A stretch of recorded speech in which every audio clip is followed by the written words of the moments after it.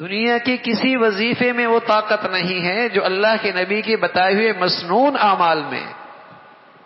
مسنون دعائیں صبح کی، مسنون دعائیں شام کی، آپ علیہ الصلوۃ والسلام نے اپنے گھر والوں کو یہ چیزیں سکھائی ہیں تاکہ فتنوں سے محفوظ ہو جائیں، اور ساتھ ہی آپ اپنے گھر والوں کے لیے افضل عمل بھی بتاتے اور آسان عمل بھی بتاتے، آسان بھی ہوتا افضل بھی ہوتا۔ آپ کی ایک اہلیہ، آپ گھر سے نکلے تو وہ ذکر میں بیٹھی ہوئی تھی، آپ چاشت کے وقت گھر میں واپس لوٹے وہ ابھی تک ذکر میں بیٹھی ہوئی،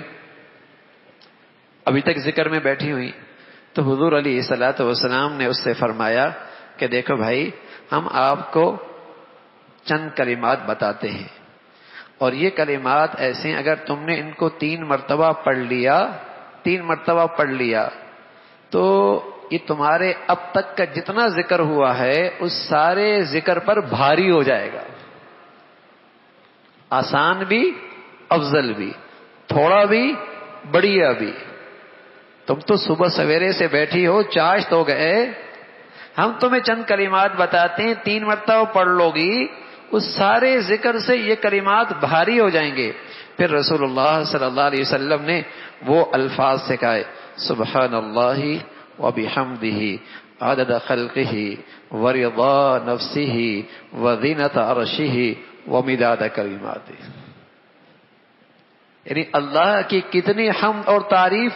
جتنی اللہ کی مخلوق ہے، اللہ کی کتنی حمد و ثنا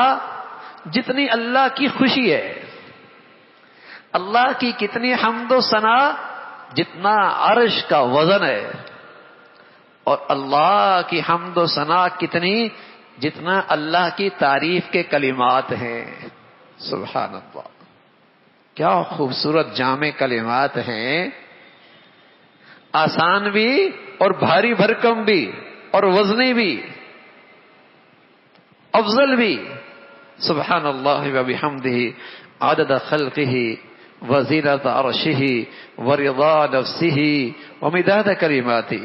اور ایک روایت میں فرمایا، اللہم لا نحصی ثناء علیک انت کما اثنیت علی نفسک، اللہ میں تو تیری تعریف کر ہی نہیں سکتا، بس تیری تعریف ایسی جیسی تو چاہتا ہے، تیری تعریف ایسی جیسے آپ چاہتے ہیں۔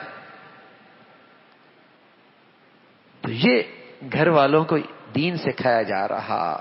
نیکی کی ترغیب دی جا رہی، نیکی پہ لایا جا رہا۔ اور بھائی جب گھر کے بڑے نیکی پہ آئیں گے تو بتائیے بچوں پر، بچیوں پر خود بخود اس کے اثرات پڑیں گے، اور ایک نسل بنے گی، ایک معاشرہ بنے گا، ایک سوسائٹی بنے گی، ایک قوم بنے گی، دنیا بنے گی، آخرت سنورے گی۔ اللہ رب العزت ہمیں گھروں کا ماحول نیکی پہ کھڑا کرنے کی توفیق نصیب فرما دے۔